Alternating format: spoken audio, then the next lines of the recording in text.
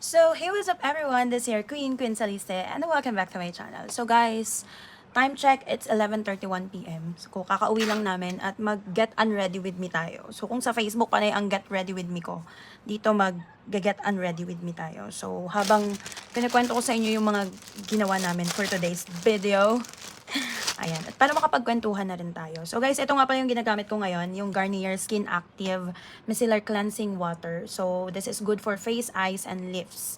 So walang alcohol to, walang perfume, and zero residue. So napakaganda nitong ano na to, Garnier Skin Active. So meron din yung water with oil. Ito kasi pure water lang to. Kung gusto nyo yung parang talagang yung tipong makapal yung makeup nyo, sa akin naman hindi naman ganun kakapal yung makeup kong today. Kaya okay na tong gamitin. Pero kung sobrang kapal ng makeup nyo, dami nyong ginamit na foundation, pwedeng ang gamitin nyo, meron kasing ganito na Garnier Skin Active Water and Oil Vitamin C, something like that. So, maganda na yun yung gamitin. And, alam nyo, aamin ako minsan talaga, nakakalimutan kong mag-remove ng makeup. Pero one thing na talagang sinasanay ko ngayon is lalo sa gabi, is magtanggal talaga ng makeup. Kasi masarap din na nakakaras yung mukha natin. Though, hindi naman makapal yung makeup ko ngayon kasi nga, pag summer talaga, hindi ako nagpa-foundation. Tamang concealer lang yung ginagamit ko sa mga spot na kailangang matakpan, ganon. And, ayan. So, kumusta na nga ba? Ang tagal ko nang wala masyadong upload na talagang kinakausap ko kayo, 'di ba? So, ayan lang yung nagamit ng face ko. Pero lilinisin pa natin ulit 'yan with another cotton. So, siguro depende sa kapag kita kong clean na yung face ko. 2 or 3 cottons yung ginagamit ko. Pero maximum 2 na lang siguro kapag hindi naman makapal yung makeup. And yun, bale, galing kami ng Queen's Medical Center ay nagpa-adjust ako at nagpa-cleaning ng teeth. So, yan, napapansin nyo, nasa ano na tayo, malapit na tayo sa dulo, guys. Kasi, last adjustment na to, and for removal na siya. Kita nyo, nawala na yung gap. May gap kasi ako dito before, then dito sa baba. So, wala na siya ngayon. So, next na makikita nyo to, naka-retainer na ako. Removal na siya and retainer na. So, makikita nyo na yung teeth ko na naman na mapapagkamalan nilang pustiso kasi ang liit. Ang lilit kasi ng ngipin ko, guys, pero hindi talaga pustiso yan. So, yun.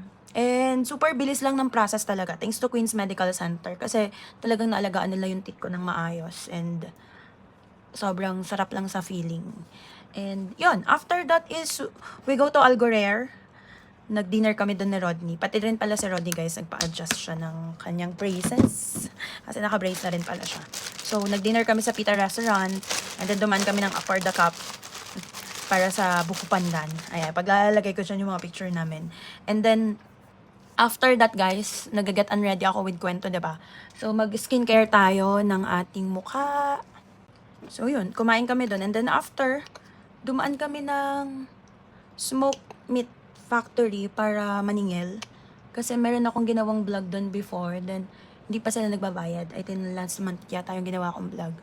So, kanina lang sila nagbayad. Kasi hindi din ako nakakadaan. Then, gusto nila cash yung ibayad. Ayaw nilang ibang transfer. So, dinaanan namin kasi nandun na rin naman kami. Para isahang lakad na lang, diba? So, ginagamit ko pala tong Niacinamide 2.0 serum. It reduces dark spot and hyperpigmentation. So, this is to correct dark spot. Though wala naman ako masyado, pero I use this for night talaga as my skincare. And after that, sinasamahan ko nitong oil control cream. So, nakakasmooth din kasi ito ng pores, guys. Ayan. So, lately, yun lang naman yung mga pinagagawa ko sa buhay. And alam nyo, napakaganda talaga na nag-skincare din tayo sa gabi. So, hindi na ako naghilamos. Kasi nga, light lang naman yung makeup ko. Kung mapapansin nyo yung kilay ko, micro blading. Kaya, ganyan pa siya. Kung harsh pa man sa inyo, pero, na yan. Diba? Yung tipong pagkagising mo may kilay ka na kagad. First time ko to, guys. Ang daming nag-aalok sa akin nito. And, ewan ko ba, ngayon lang ako napapayag. And, hindi ko alam kung bakit. Siguro, I just trust the one invited me to do this. Diba? So, free naman siya. It's a bit expensive kasi kapag nagpa-microblading Pero free siya. nag-shoot lang sila ng clip. Hindi ko na kinailangan na gumawa ng video. Hindi ko na kailangan mag-shoot ng sarili ko. Kumbaga parang nag-modal lang ako. Minsan kasi mas madaling mag-modal kaysa ikaw yung gagawa ng content. Alam mo yung aak ka na lang kung ano na lang yung ipapagawa sa'yo. Parang yun din yung ginawa ko ngayon sa Queen's Medical. Meron ng script. Kadalasan mas gusto ko yung ganun eh. Then mag-upload na lang ako for story or for posting ng mga pictures na nandun ako sa lugar na yon or sa brand na yon, ganun. Mas gusto ko yung mga ganun kaysa yung ako yung mag-iisip ng content, ako yung mag-shoot, ako yung mag-edit, ako lahat. Napakahirap nung ginagawa as ng isang content creator dito sa UAE. Akala lang nila madali. And I really appreciate those those brand na talagang sumusuporta talaga sa akin. Simula nung nag-uumpisa pa lang ako hanggang ngayon, 'di ba? They are not looking for the views and likes. They are looking for the quality of the content na may i-share mo sa kanila. So, 'yon. Kaya every shoot na ginagawa ko, talagang may kasamang pag-ibig, pagmamahal yun. Ganon. So, ayan. I-share ko sa inyo din to guys. Bale, pinadala to ni Amuse. This is a Korean brand. And it's a dew tint. Diba? Alam mo yung lip tint. So, meron silang pinadala na 3 shades. Etong isa is Sunday number 12. Ayan. Sunday number 12. This is Pomelo Nude number 4. And then last is Fig Dew 06. So ano siya guys, alam nyo, ang ganda din nito dahil it's a dew tint. Ang ganda ng packaging niya. And look the bottle. Very, basta ang cute lang sa bag. Alam mo yon pag inilagay nyo lang ganun. And then, look. Ayan, ganito siya.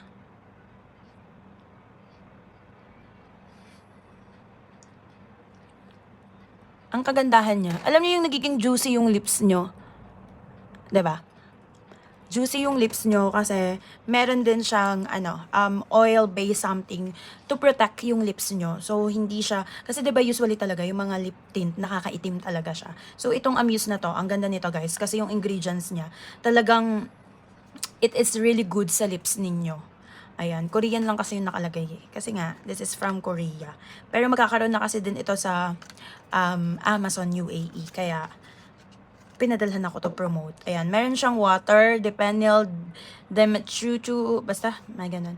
Basta marami siyang ingredients and it helps para mag-moisture yung lips nyo. Alam niyo yung hindi mag-dry. Ayan, oh.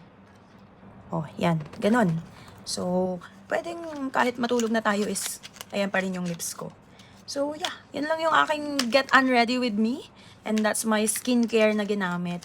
So, at least nakapagkwento ko sa inyo ng kahit papano, kahit konti. 'Di ba? Alam kong namimiss nyo na ako dito sa YouTube. Abangan ninyo ako ay magla-live na ulit.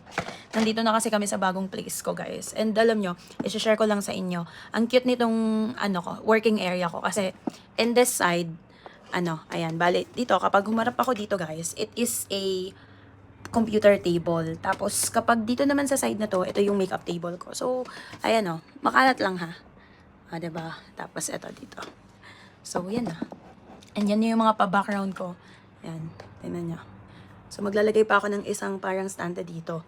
Kasi meron pa akong mga perfume na hindi na i-display. So, yeah. That's it, guys. Thank you so much for watching this vlog. And, sana nagustuhan ninyo. And, tulungan nyo akong, mag-request kayo, maglagay kayo sa baba kung ano yung gusto nyo gawin kong content dito sa UAE. Baka meron kayong gusto na gawin ko. Gawin natin yan. Diba? So, that's it, guys. Thank you so much for watching this vlog. And, tandaan ninyo, gaano man kapagod yung araw ninyo, basta nagawa nyo yung gusto nyo, nagawa nyo yung best nyo, and that is enough. Diba? So, God bless you everyone. Bye! Mwah!